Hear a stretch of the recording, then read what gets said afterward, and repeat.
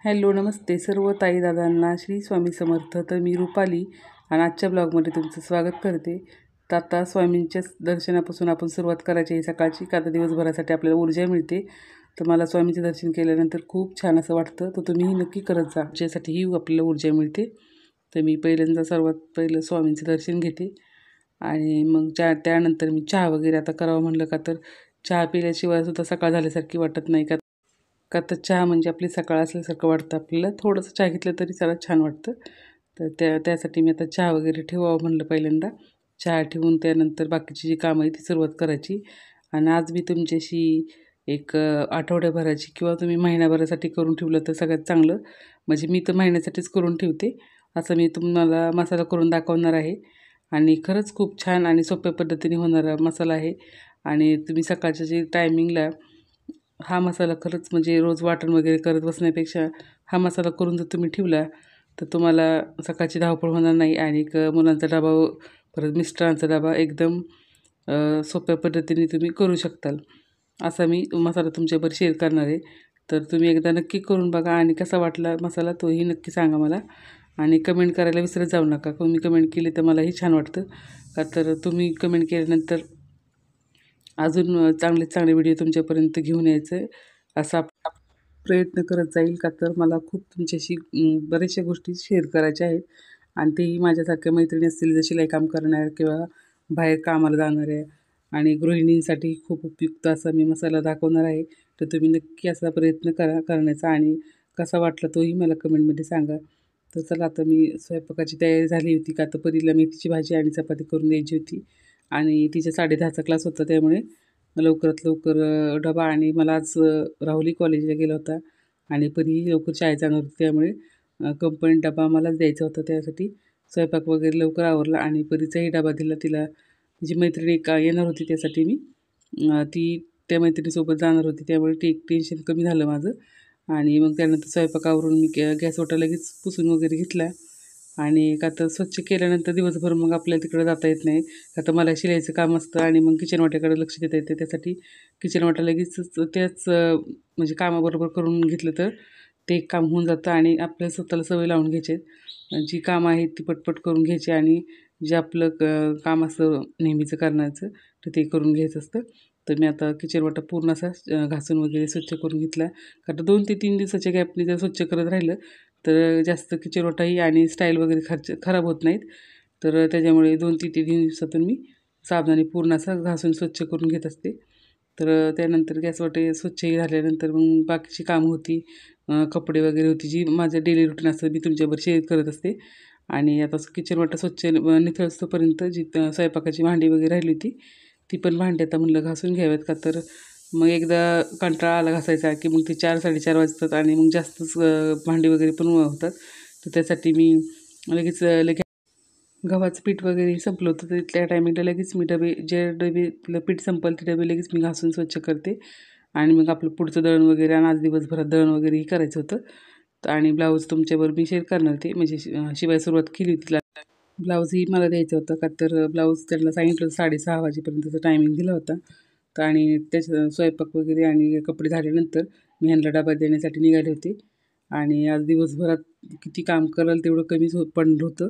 आणि आता असा मी मसाला बनवला होता. तुमच्याबरोबर शेअर करते मी आता मसाल्यासाठी काय काय साहित्य घेतलं होतं ती तुम्ही नक्की करून पहा.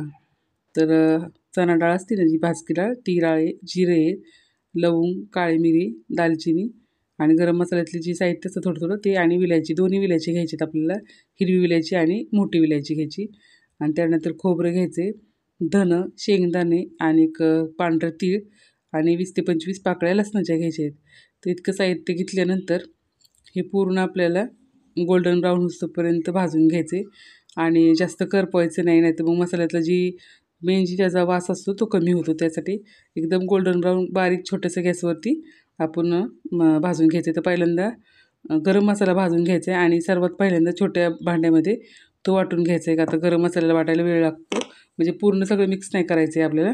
ज्या पदार्थातून तेल निघतं ते साईडला ठेवायचं आहे आणि पूर्ण थंड झाल्याशिवाय वाटायचं नाही. तर गरम असतानाच वाटलं आपण तर तो जास्तच त्याला तेल सुटतं आणि एकदम चिवट असा मसाला होऊन जातो. त्यासाठी थंड होऊन द्यायचं आहे पूर्ण. तर आता दालचिनी जी होती ती मी तुकडे करून घेते. का तर मिक्सरला पण काही इजा नको व्हायला त्यासाठी तुकडे करून घ्यायचे आणि एक एक करून असं गोल्डन ब्राऊन करून होस्तपर्यंत भाजून घ्यायचं.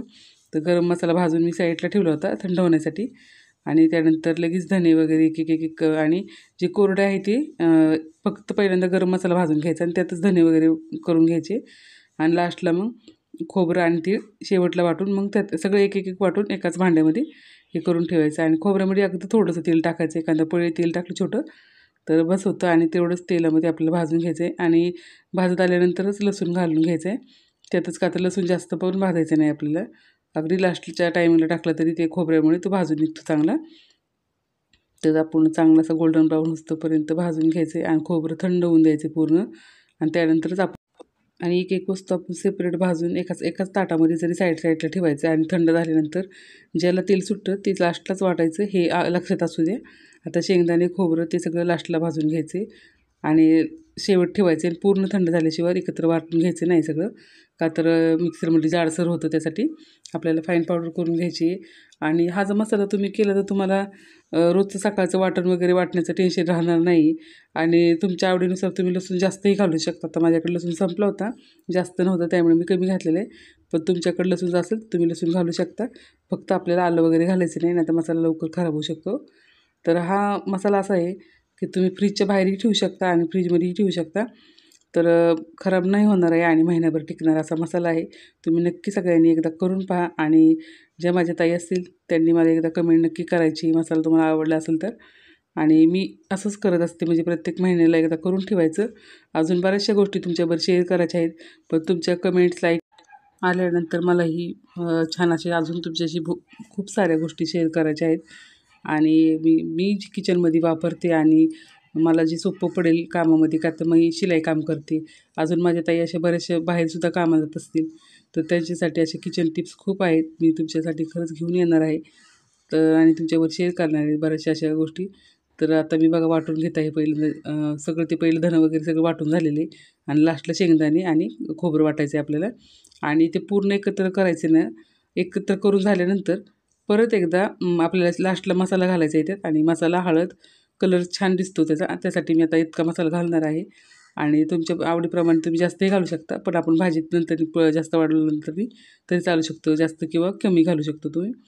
आणि हे फक्त आपल्याला चवीला आणि हळद वगैरे घातली तर कलरही छान येणार आहे मसाल्याला, त्यासाठी आपण घालून घ्यायचे आणि लास्टला पूर्ण एकत्र करायचे आपल्या चमच्यानी आणि परत एकदा एक एक स्टेपनी मिक्सरमध्ये परत फिरून घ्यायचा आहे पूर्ण मसाला, म्हणजे एकजीव होणार आहे आणि सगळीकडे पूर्ण मसाला, हळदी पूर्ण मसाले लागणार आहे. म्हणून आपल्याला हे पूर्ण एका भांड्यात आता मी सगळं बघा मिश्रण काढून घेतलेले आणि तेच आता मी बारीक करून करून ते कढईमध्ये काढून घेणार आहे आणि कढईमधलं परत एकदा आपल्याला ह्या भांड्यात काढून घ्यायचे, म्हणजे दोन बॅचमध्ये आपण वाटल्यामुळे पूर्ण मीठ, हळद, मसाला तो एकजीव होणार आहे आणि त्याची पावडरही खूप छान अशी बारीक होणार आहे. तर तुम्ही नक्की करून पहा आणि कसा झाला मसाला तो कमेंटमध्ये मला सांगायला विसरू नका.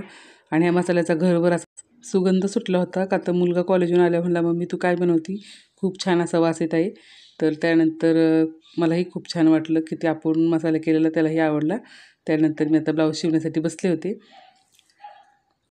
सर्व काम वगैरे आवरले, मसालाही तयार झाला होता आणि माझ्या महिनाभराचं एक टेन्शन कमी झालं होतं. तर तुम्ही असंच मसाला नक्की करून बघा आणि ज्या ताईंनी, मावशीनी, काकूनी व्हिडिओ पाहिला असेल त्यांनी मला एक एक लाईक, कमेंट नक्की करायची आहे. तुम्हाला मसाला कसा वाटला. तर चला भेटूया पुढील ब्लॉगमध्ये आणि अजून तुमच्यासाठी खूप छान छान अशा टिप्स घेऊन येत जाईल. तर चला भेटते. श्री स्वामी समर्थ. जय जय स्वामी समर्थ.